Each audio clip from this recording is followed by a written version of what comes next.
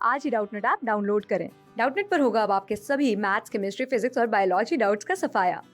बस अपने क्वेश्चन की फोटो खींचो, उसे क्रॉप करो और तुरंत वीडियो सोल्यूशन पाओ। Download now.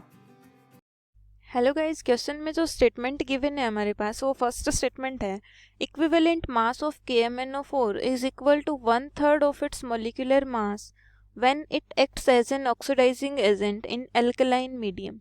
तो देखिए, इस रिएक्शन को सोल्व करने के लिए सबसे पहले, इस स्टेटमेंट को एक्सप्लेन करने के लिए सबसे पहले हमें लिखना होगा रिएक्शन KMnO4 की रिएक्शन जो कि एक्ट करता है किसी सिचुएशन में ऑक्सीडाइजिंग एजेंट की तरह। तो एल्कलाइन मीडियम में हमसे पूछा गया है और न्यूट्रल मीडियम में। तो सबसे पहले जब मैं इसकी रिएक्शन अगर लिखूं neutral medium, in neutral medium, तो न्यूट्रल मीडियम में जो इसकी रिएक्शन होगी वो मैं अगर लिखूं तो वो इस तरह से होगी 2KMnO4 प्लस H2O। वहाँ से जो हमें प्रोडक्ट मिलेगा वो है 2KOH plus 2MnO2 plus 3 nascent oxygen. ठीक है, अगर मैं यहाँ से इक्विवेलेंट वेट निकालूं, इक्विवेलेंट वेट, तो वो मेरा निकलेगा मॉलिक्यूलर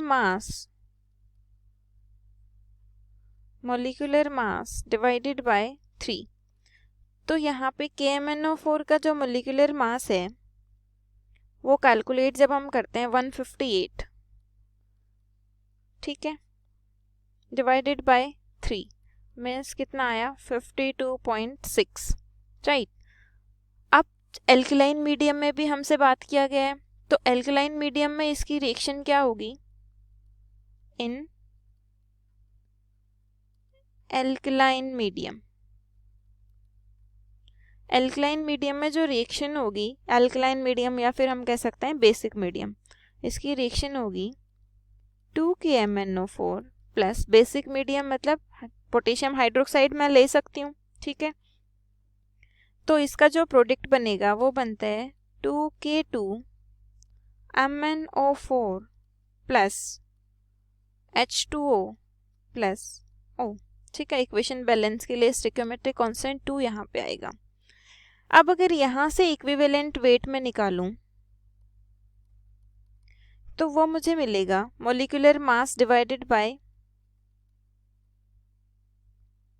1, क्योंकि यहाँ पे नेसेंट ऑक्सीजन कितनी मिल रही है हमें 1, यहाँ पे नेसेंट ऑक्सीजन कितनी मिल रही थी 3, इसकी बेसिसिटी क्या है यहाँ पे 3, इसलिए इसको 3 से डिवाइड किया है, ठीक है। तो यहाँ पे 158 को मैं 1 से डिवाइड करूँगी तो मुझे कितना आएगा 158। तो इक्विवेलेंट वेट एल्कलाइन मीडियम में भी निकाल लिया है और न्यूट्रल मीडियम में भी निकाल लिया है। अब देखिएगा क्वेश्चन में कह क्या रहा है, क्वेश्चन में कह रहा है इक्विवेलेंट वेट न्यूट्रल मीडियम में जो है वो 1/3 है एल्कलाइन मीडियम के कंपैरिजन में।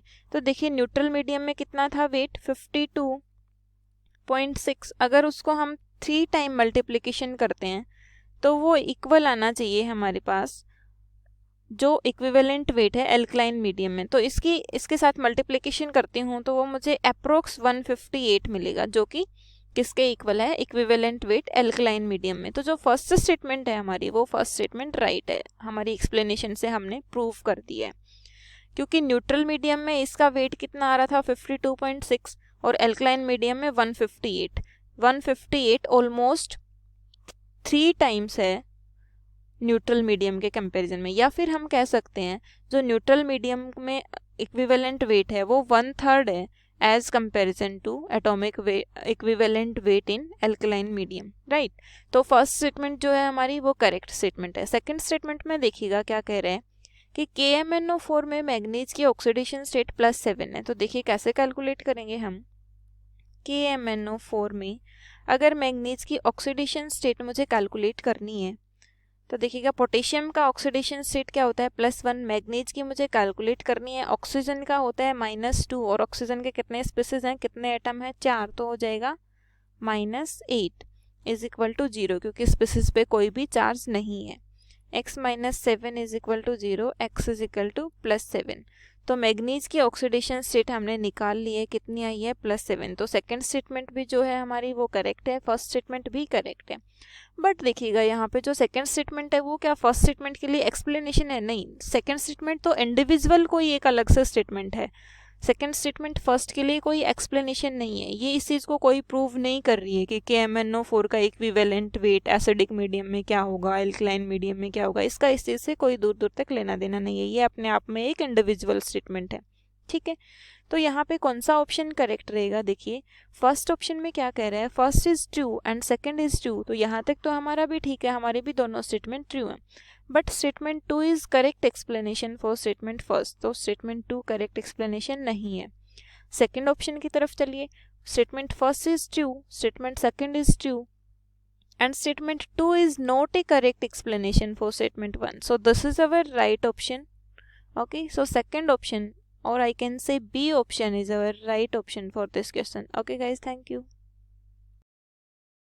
क्लास 6 से 12 से लेके नीट, IIT, JEE मेंस और एडवांस के लेवल तक 10 मिलियन से ज़्यादा स्टूडेंट्स का भरोसा। आज ही डाउनलोड करें डाउटनेट ऐप या व्हाट्सएप कीजिए अपने डाउट्स 8400 400 400 पर।